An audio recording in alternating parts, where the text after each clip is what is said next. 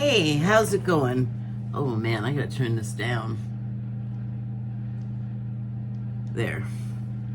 So, I'm gonna read you a couple of cards. Oh, I didn't really. There we go. So, I would like you to look at my signs first. And I would ask that you pay particular attention to that portion. Okay, so, and also those. Okay. Get myself situated again. So, I pulled two cards, and the first card I pulled is from the Shaman's Dream Oracle deck. Oh man, my back itches. And it's the number 55 card, the farther gate. And the subtitle is, just try to skin, bold step forward. Whoa, okay. Sorry, I need to make a little adjustment. There we go. I want you to just have a look at this. So, the impression I got when I first looked at it, like, obviously, I am not ready. I don't have my indicator. There it is. So my first impression when I pulled this and I looked at it was that you were coming out of like darkness into the light here, into the light, and you can see there's rock all around, like walls, apparently ceiling. So like you were in the dark in a cave. But I thought of like a Disneyland ride. It's been so long since I've been on the Pirates of the Caribbean. I know you go in something and all the stuff happens, but I don't really remember the details. You know what I remember is the Splash Mountain or the Matterhorn. Those are rock things. They're not real though. Okay, don't get sidetracked about Disneyland. That was just an impression I got. But the coming out of darkness into the light, it makes me think of like hitting rock bottom. What is the phrase? Oh, I guess when you have like the dark night of the soul. And I think that's synonymous with hitting rock bottom. But one just talks about like you got to a place and it is generally known getting there is not a good trip. You know, like hitting rock bottom, you like blew all your money because you're a gambler or cheated on your wife and lost your family or just whatever kind of disaster, substance abuse, who knows. But I mean, that's the kind of thing I associate with the phrase hitting rock bottom. But Dark Night of the Soul sounds like you are in a place where you have to consider things that you normally wouldn't, like things that you hide from yourself even. And it's another, like, synonymous. Like, you end up in the place. It doesn't really talk about how you get there, but it's generally understood that things have gone down. You've seen some things that have made you want to reassess, like, everything, which means pulling out the dark and dirty stuff that you keep in the dark, you know? Well, how do you see anything? I guess that's part of the place you go to when you're even considering looking at that stuff, frankly, you know? Like, you're just in a whole other state of mind, another world to where you can, I don't know, maybe see in the dark. Like, maybe it's not a visual thing. It really is not even like a thinky thing, I don't think. Like more of a mind thing, which I feel is more like a heart-centered way of thinking, I guess, or processing. your dark night of the soul. But anyway, I think that's kind of the more optimistic kind of view of it, right? So that's something that we do many times in our lives. I mean, I know I have, and it can't not be the case with everybody else. Like, you don't just have one dark night of the soul. Life is just all, oh, okay, you got through that period. Well, here, let me throw some other stuff at you. Which I am fully experiencing and noticing, just because, like, I have the luxury of not having a bunch of other distractions like a job and a family that I live with. So, I mean, once I set my mind to it, or understood that I could do it, or I have a lot of time on my hands is what I'm saying, so I can think about stuff like this. So, you are this person coming out of your dark night of the soul, and you've done it before, and you like, every time you do something like that, like, you experience, but in a different way, and you get to a point where you know that that's what is going on, you upgrade, basically. Like, that is the process. That's what's happening. So I'm saying that because I noticed that the fence is pretty fancy. You know, like, I don't know what it was before that, but I feel like the fence is a beautiful upgrade, and that,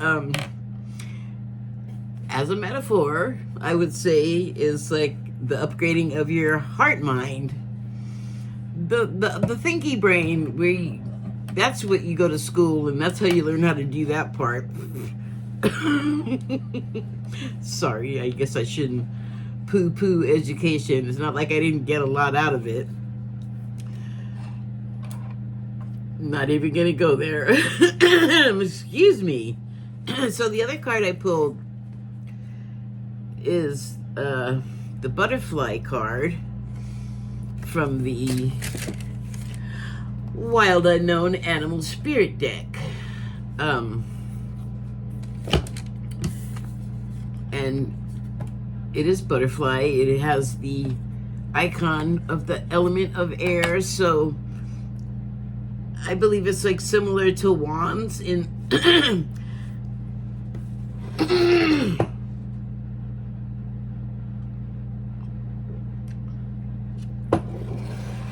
similar to wands in the tarot deck. This is an oracle deck as well as the other card that I pulled. Anyway, so we'll all have a pretty obvious, like, association. Uh-oh.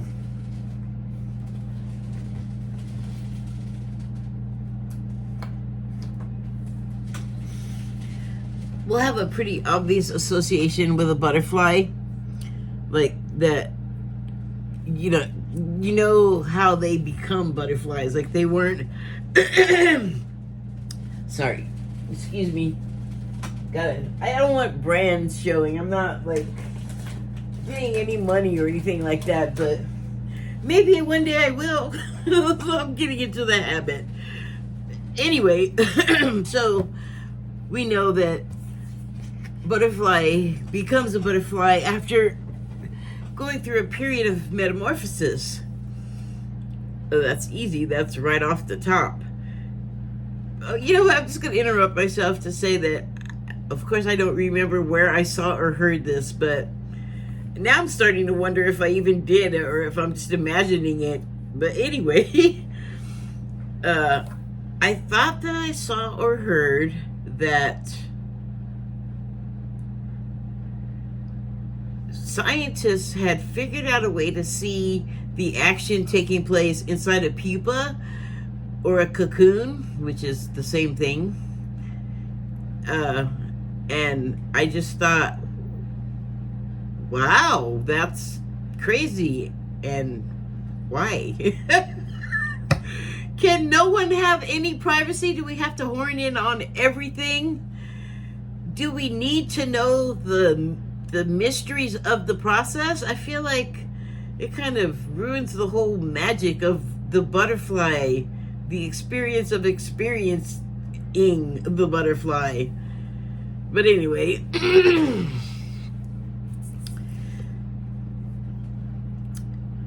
they come from someplace else first. They're not butterflies first, like I said. So I don't know what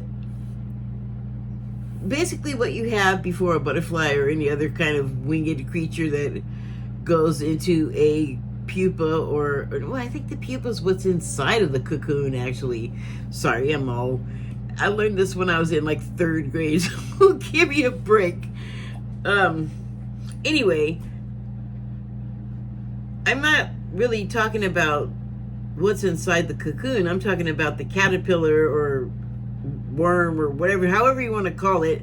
Well, I guess you want to call it the specific thing. They categorize it for a reason. So the caterpillar, okay, is what a butterfly is before it goes into the cocoon. I know. Why am I rambling about that? Because it illustrates a process. It's young. It has a mid-period where it goes through physical changes.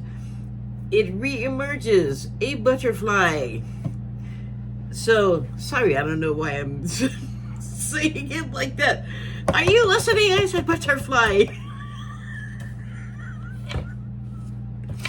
I don't even know what the emphasis of that is, but anyway. So as usual, I want to talk about something. Let me see, what is my time? Oh, okay. Ooh, very nice. I can just yammer for a minute. Okay, so it was sort of like over the Thanksgiving, Christmas holidays that I ran across these Dolores Cannon recordings of her hypnosis sessions, and I was like really interested in it because she was speaking to this woman, and the woman regressed like in time, dude. Like, I don't know if you are familiar with Dolores Cannon and who she was and what she did, but I mean, if you're here and you're listening to this, you might want to search that Dolores Cannon woman. I will post a link of the video that I was watching today that I was going to talk about. It's a part 2, and I haven't searched for the part 1, but I just kind of happened to. So okay, anyway. Oh, link what? Dingbat.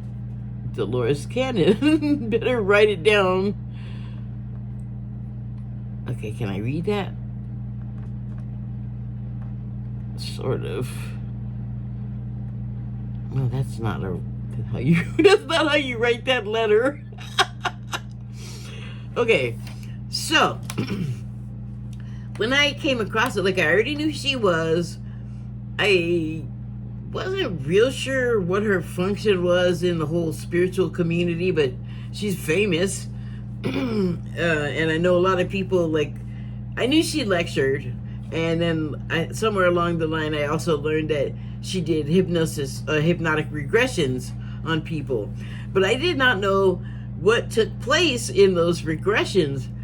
So she has this woman, and in the video that I'm going to link, she does totally talk about this, but this is months before I found the video that I'm going to link, which I found today, where she talks about this woman in even greater detail.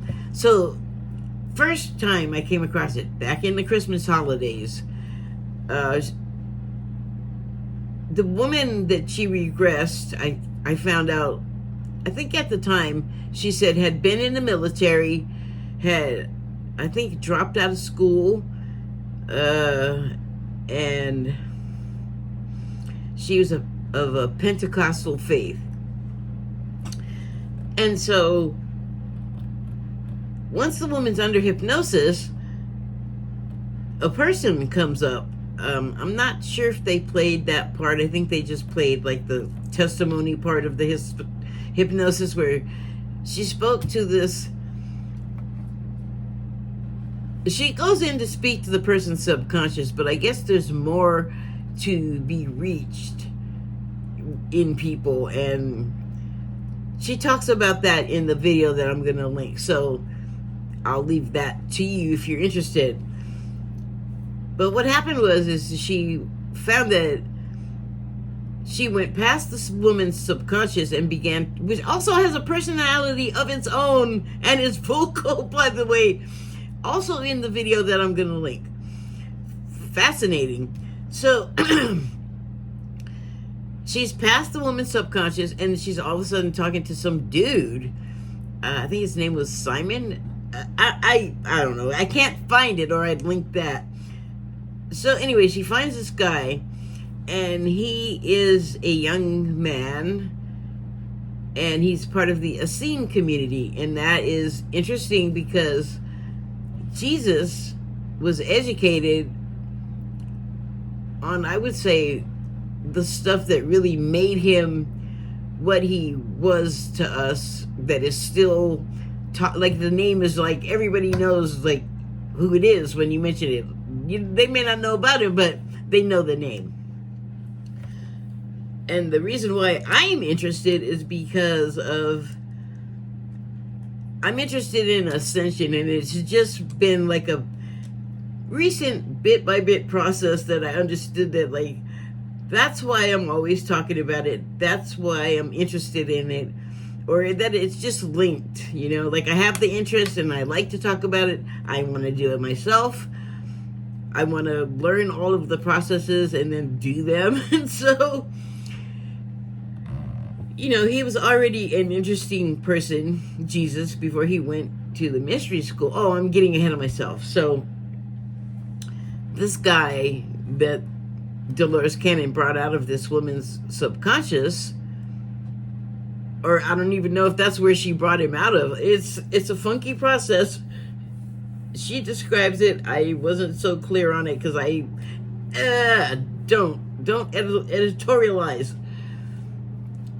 So the guy was a resident of oh shoot, I can't think of the city. I keep wanting to say the mystical city in Netflix's Marvel's Iron Fist, where the white guy basically gets into another dimension and is like in the mystical land of Qumran. Maybe it's Qumran, like the actual city that I'm trying to say. Look up. I'll get it right, I hope, if I find it. Oh, I should be able to find it. You don't cross an L, dummy. What are you doing? Oh, I can't read that at all. Oh, okay. I should decipher this later, but if I don't do it now, I will forget. Name of... I can't read that either. Come on, you're not in that much of a hurry. Name of Essene City. And then went reverted right back to scribble. Okay, I can read it. So, one of the things that she said, Dolores, about life in the time of the Essenes was that boys were educated with the Torah, and they learned like math and just enough to read and do math for like whatever their life was, just regular guy life. And then women were not taught to read or any of that, or math, to do math, but they, you know, were wives and mothers, so they learned that. But it's not like as empty as it might sound. They learned like healing stuff and things like that, but it's kind of like everybody knew it. And then the Essenes, if someone went to school there, a boy would learn like everything: astronomy, astrology, math, healing, you know, like all of these disciplines that were kept from the general population, and I'm still not clear on why that is. Like, why would you want a bunch of dummies running around? That's kind of what we... Oh, sorry. Never mind. But anyway, the boys got to learn everything. But what she said is that she said, like, the basic thing, boys learn this, girls learn nothing, and then if a boy went to the mystery school, they'd learn all of these disciplines and languages like yoga and meditation on top of whatever else I said, and other, I don't even know what all, right? Okay, I don't know. I wasn't there. It's just like a clip of a thing that disappeared, and I think I just need to buy one of her books, or two of them. She wrote two about this subject, and she said one of them is masculine, and it's called Walking with Jesus, and that's what I'm talking about, that ended up being that book. And then the second one she wrote was, she says, is feminine, and it was called Jesus and the Essenes, which she also explains in the video that I'm going to link. So that's why I'm interested in them. I think that the parallels between... wait, is that what I want to say? I don't even know. I don't think so. I don't know what. I got lost.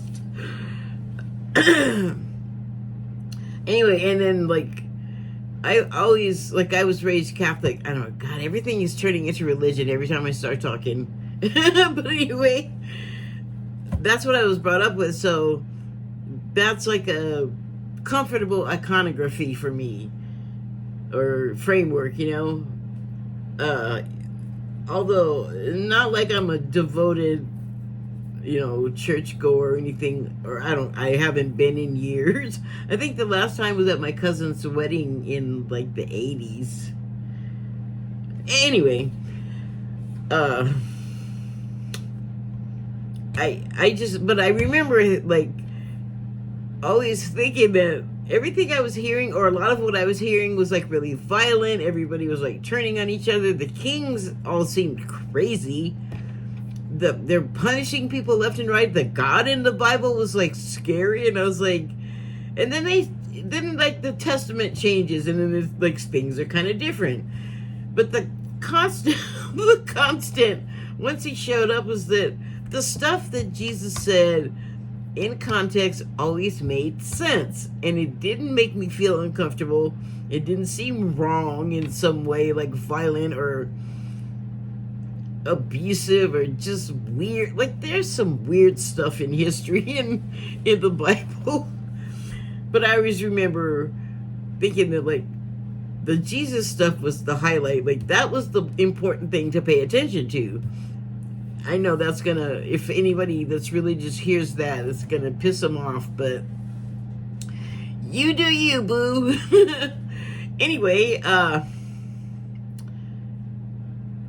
it's just like, it's like a good story. And here's the other reason why it's interesting, is because a lot of what I keep coming across, that I feel like, yes, I've expressed an interest in some things, but I feel like some stuff comes and I'm just like, why am I seeing this? But I'm interested, I'm curious, so then I go look at it, and it turns out to be something that applies to this particular interest of mine. So that makes it even more like, wow, I want to continue, I want to know more. Oh, what's that voice? I don't know. Anyway, so I liked one of the stories that was told. I think it was about a different girl. No. Oh, shoot. I don't want to confuse it. She told a story about how Jesus was at that point with disciples and going around and doing his ministry. And she talked about, like, a forward sort of scout and, like, PR fixer. Like, they set up the location for him and his entourage to come, and, like, so they have someplace to stay, they had someplace to meet with the locals, they had like a venue to meet with the locals. But it was interesting they had to meet because he was in this story provocative at the time. Like, he would get busted a lot, much in the way that happened to Martin Luther King. He'd go around and talk about like things like loving your neighbor and whatever. It was just like he was out doing his ministry and the authorities didn't like it, and they would have the cops pick him up and put him in jail. Which in both cases, like, Martin Luther King wrote the letter that we still talk about today from when he was in jail, just for going around and making speeches. But, you know, the message and the person delivering it, with King in particular, it did not go down well. You know, and for me, it's like very basic, very granular. He was,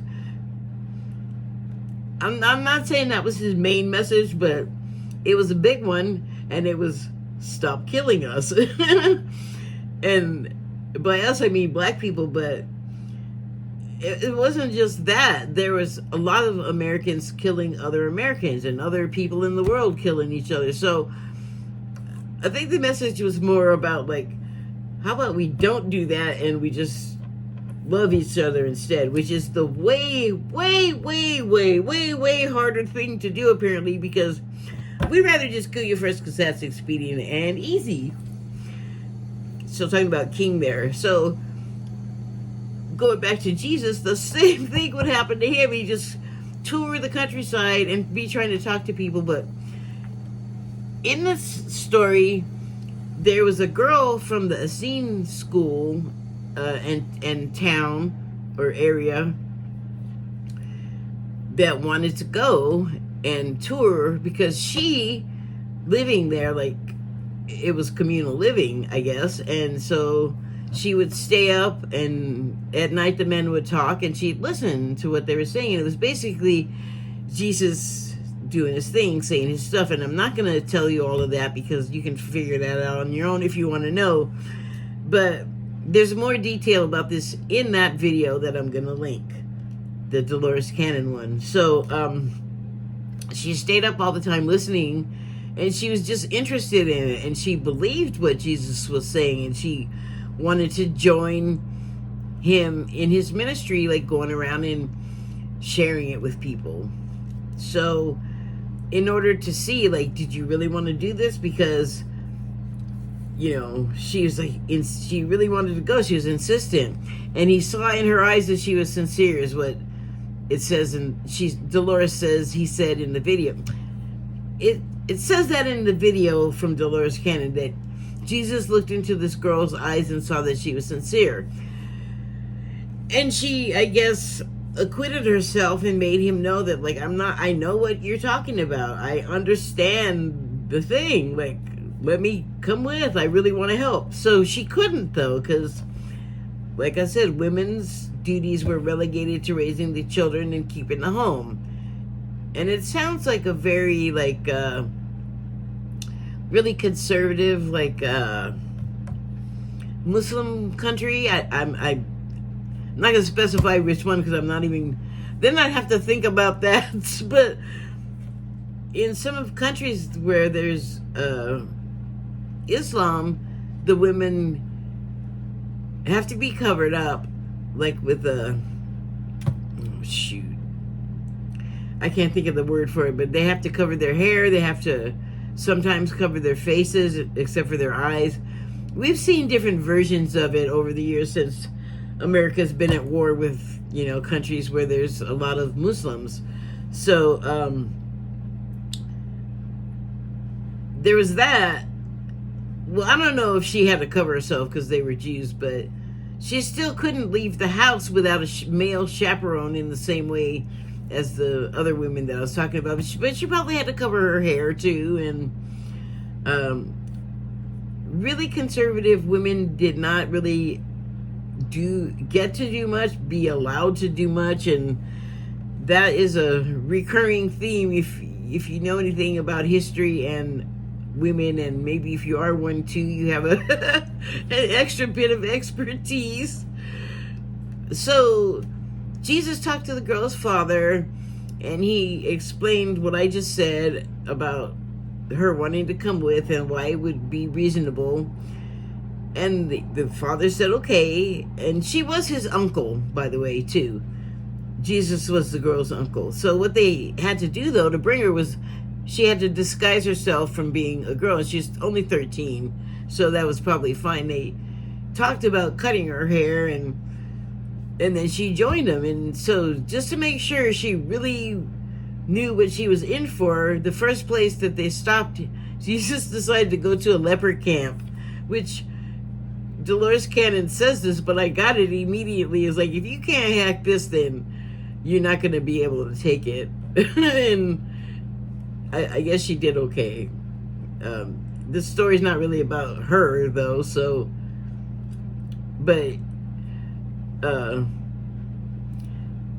she also talked about in the same story how Jesus and Mary were together and conferring with one another at that time, and that the other disciples resented. Dolores Cannon says she doesn't know if their relationship was sexual. I think they had something like that, because I've heard of descendants of Jesus, and she's who he was with, so I don't know what else to think. They lived together as man and wife, I think. So, I mean, maybe they abstained. I don't know. I don't think so. I said that. Anyway, so Mary, they resented because she actually was his peer. That is not the word that appears in any of this that I heard. But Dolores Cannon said that she was educated as an Egyptian high priestess. So she knew all of the same mystery school stuff as Jesus, because that's where a lot of the stuff taught at the mystery school. That was one of the places a lot of it originated from.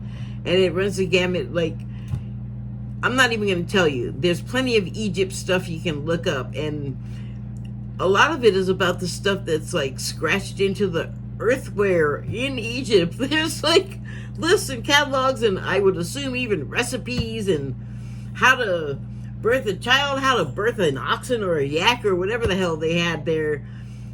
It was a mystery school. Egypt was like, are you hearing me? I'm getting all excited. I want to go to I want to go to what? So anyway, I feel like Dolores Cannon said that the disciples didn't like her, and they like were mad because he spent so much time with her, and I guess was leaving them out, which also sounds like a MF relationship, like a male-female, like more than friends kind of situation. But the thing is that the disciples he had to educate a lot. Like, not that they were dumb, but were not born knowing what he knows. And he had to go from a child himself, and he ended up traveling with his uncle Joseph of Arimathea, which is Dolores Cannon talks about also in this video. And that's funny to me. That's not the right word. It's not humorous. But for some reason, I had really not an association in particular with this name, but I always have remembered Joseph of Arimathea. And I think it's because Arimathea is fun to say, and it looks kind of cool. I don't know what that means, but I guess I like that word. So I remember it, but she started talking about him. I was like, oh, okay, cool. What about this guy now? Like, I don't even remember what his deal is. And she talks about that too. He is the child of Joseph, named after, so he's a junior. And he is the child of Joseph before Mother Mary became his wife. And I guess Mother Mary was only 16. And Dolores Cannon says that Joseph Sr. was a much older man, but like he had been married before, and that wife he lost. And so that's why there was Joseph Jr. of Arimathea. But the new family he made, except for Jesus, didn't really associate with him, I guess. And for some reason, he's just not as prominent in the Bible, and she has some commentary on that too. But what he did was, he was a tin merchant, and it was highly prized for various things, including, I guess, it's part of the composition of making bronze. And so he took him, Joseph, his older brother, took Jesus with him on his travels as a tradesman, but he also got to visit like all of the sort of spiritual masters and other people that could educate Jesus in various ways that were prized by the Essene culture. And the thing about the Essene culture that I finally got, and this is why I think I'm so fascinated by them, is they basically, all of the education and all of their life, the way they lived it, and all of their sort of values and morals were centered around ascending, like spiritually ascending. And that has become very cool and interesting to me lately. And I finally realized, like, that's why I've been so interested in them. And I'm now sharing that with you. You're welcome. So, okay, I guess I'm done. Wait, one more thing, I think. Something about male. Oh, the male and female dynamic, where the men get to do all the good stuff and the women just gotta stay home and be the baby mama and clean the house. Dudes, fellas, would you want to be stuck doing that all the time? You out of the house, you get all kinds of variety, all kinds of new people. I don't think women were hardly allowed to speak. Well, actually, like, I guess it depends on which culture they were in, but there were a lot of restrictions, and guess who was in control? Dad and the husband and the brother and the son. Like, you had no autonomy if you were a woman. It sounds like a boy child had more rights than a full-grown woman. That ain't right. I don't like that. Well, I don't think I would like it. I don't have to live it today. But that's what I was getting to. Sort of, a little bit. Like, some things have not changed. Men are, like, really mad at women, really hating on women. I just think that, I know this is going to sound trite, and I don't care.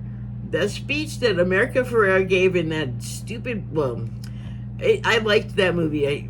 I want to say stupid, but I don't mean it like it's stupid bad. Just like it's stupid because everyone is so mad at it. At the Barbie movie.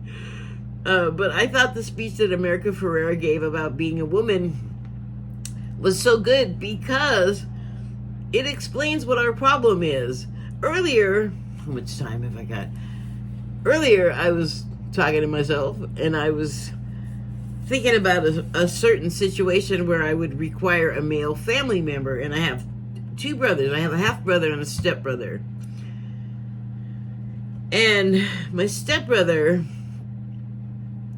we have never really gotten to know each other very well as adults because we didn't live together ever, so that's a lot of it. But he is I love him. He was the first person to call me when my mom passed away out of all of my relatives. And I really value that. And also, as an only child, I always wanted siblings, but it was like, I had a single mother, and I would be all, Mom, I want brothers and sisters. And she'd just look at me like, are you stupid? Like, where do you think they're going to come from? Do you see a husband? She didn't say it. She didn't have to say it. She just had to look at me. So I grew up wanting siblings, and I had some, but, you know, we didn't live in the same place. I wouldn't see... My stepbrother and my half-brother did live together, but they moved a lot. We moved a lot, but we stayed in L.A. They moved, like, far. They moved all over the freaking place. So for years we didn't have a car, and there was no going to visit somebody. Like, anyway, I didn't get to see him much. And so he displays a certain kind of care, but it's kind of like obtuse, or I'm not sure how to describe it, but it's like he wants things, I think, for me that he thinks are going to be good for me, but he's also got a selfish side to it, because he has asked me to do something I would never consider doing, and I don't think he considered it at all what it would make me feel like if I did do what he had asked me to do. And so that's a discussion we never got to have, because the fact that he never once considered my feelings on that matter and many others, except for when my mom passed, I I feel like we need to have a discussion about taking other people's feelings into consideration. We're the same age. He's a grown man. He's like 3 months older, but he says I'm your older brother like I'm a toddler or something. And we are just in such completely different worlds. But I started talking about that for a reason. It's just that, like, men get these ideas, like incels, about women and how women should act and how they should be treated by them and what they deserve and who should give it to them and how. And it's just like, okay, I get it. I got stuff I want from people. But here's the thing. Do the other people want to do it to you or with you? Because that's where you run into problems, I think, when you are the inconsiderate male that I'm speaking of. And it just blows my mind that feeling of resentment, like going back to Jesus and Mary again. Mary, the Egyptian trained high priestess of mysticism, right? They could talk to each other, Jesus and Mary, as peers. Like, he didn't have to teach her stuff. He didn't have to explain things like he would have to, like, everybody else. And he felt like no one understood him. And I mean, I get that. Like, it's that you could tell from all of the Bible stories.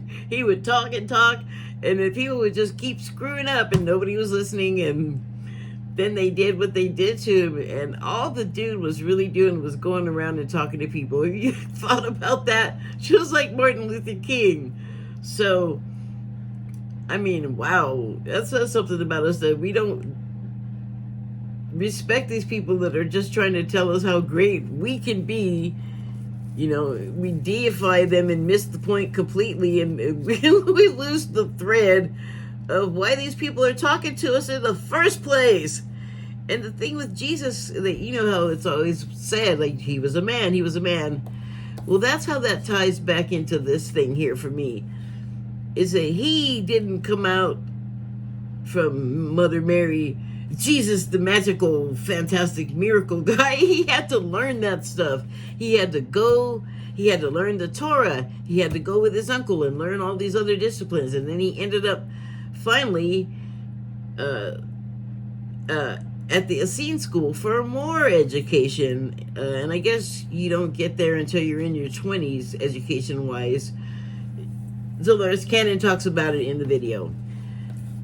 So, he also had to start from a caterpillar, go through I guess there's missing years, or I know there's missing years that the Bible didn't include, but it's out there, like, where he went. I guess there's tons of documentation, actually. The Bible, they just editing, okay. So, his whole existence wasn't meant to be an education to us. Here's this guy, he was just a guy born, and he, through, like, educating himself, learning about himself, learning about people, and in the sense that we're all pretty similar, we're not that much alike, even from male to female. So he respected women, like this niece of his, this 13-year-old girl, little girl he respected. And then Mary, who was like his peer, like she knew the same stuff as him. She could do the same stuff as him. And the disciples were jealous. They were resentful. They were mad. So we still got to resolve the same stuff today. Wow. So I've been listening. I think you might be able to see him. I don't know. My vision is so bad. I don't know how visible these things are. So I'm just going to share with you what I've been listening to. You know what song is on? That's what I'm listening to. In the Light. Sink. Thank you and good night.